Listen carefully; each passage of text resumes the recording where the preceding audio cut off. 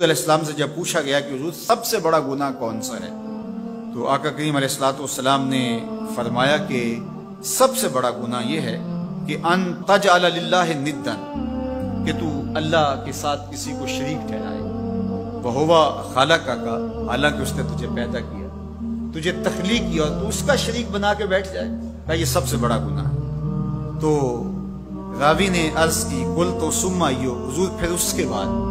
تو آقا کریم نے فرمایا ثم ان تقتل ولدک خشیۃ ان یطعم معک، تو بچے کو اس لیے قتل کر دے کہ یہ کس طرح میں اس کو پال سکوں گا۔ بچے کو ضائع کر دینا، اس کو قتل کر دینا۔ اللہ فرماتا ہے نحن نرزقکم وإیاہم، ہم تمہیں بھی رزق دیتے ہیں، ان کو بھی دیتے ہیں۔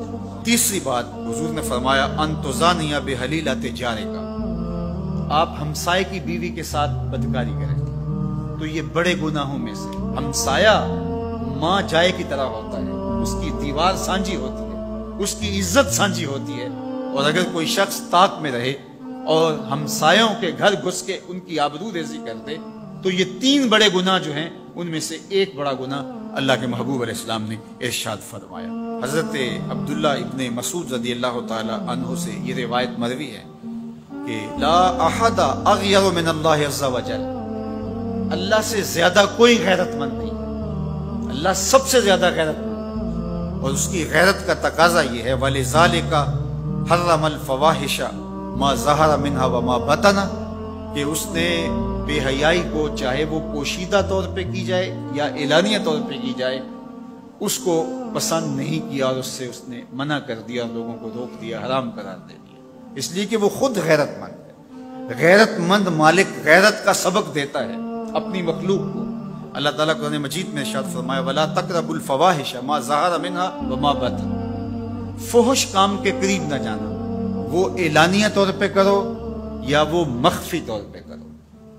تو مفسرین نے لکھا کہ جو بدکاری ہے وہ مخفی فحش ہے، اور شراب نوشی یہ اعلانیہ فحش ہے۔ شراب نوش جو ہے وہ چھپ نہیں سکتا، بدکار بعض اوقات ایک مدت کے لیے چھپ جاتا ہے، لیکن یہ بات ذہن میں رکھیے کہ جو بدکار ہے وہ دنیا کے اوپر رسوا ضرور ہوتا ہے، اس کے چہرے کا نور چھین لیا جاتا ہے، اور اس کے اوپر مصیبتیں مسلط کر دی جاتی ہیں، اور اللہ کے قہر و غضب کا شکار ہوتا ہے، اس کی دعائیں قبول نہیں ہوتی، نیک لوگوں کی دعاؤں سے اس کا حصہ نکال لیا جاتا ہے، لیکن بہرحال ایک مدت کے لیے چھپ جاتا ہے۔ لیکن شرابی اپنے جرم کو نہیں چھپا پاتا، تو کہا کہ جو مخفی جرم ہے وہ بدکاری ہے، اور جو ارشاد فرمایا قرآن نے کہ جو ظاہر جرم ہے اس سے مراد جو ہے وہ الخمر ہے، شراب ہے، اور ہر نشہ دینے والی چیز سے حرام کی حرمت آئی،